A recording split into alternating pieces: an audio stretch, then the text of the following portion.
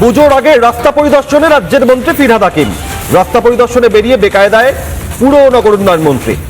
কলকাতার রাস্তা কেন খারাপ? কলকাতার মেয়রকে চোখে চোখ রেখে প্রশ্ন। হরিদেবপুরের পথ চলতি সাধারণ মানুষের প্রশ্ন। পুজোর আগে ঝকঝক করছে দিকে দিকে আলো, কিন্তু নিচে রাস্তার অবস্থা বেকায়দা। রাস্তা কেন খারাপ? প্রশ্ন মেয়রকে। দেখুন।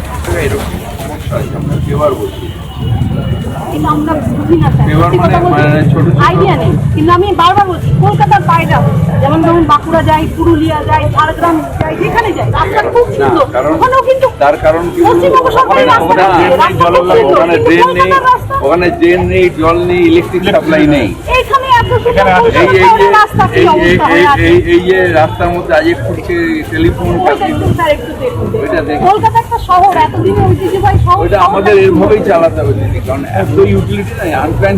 একদম থ্যাংক ইউ। গড়িয়াহাট ফ্লাইওভার গেল বছর পুজোর সময় যা ছিল এখনো সেই মাত্র। এই রাস্তাটা তো ছেড়ে দিলাম, রাস্তার কাজ দুটোই পারে, রাস্তার কাজ হবে তারপরে রাস্তাটা ঠিক হয়ে যাবে।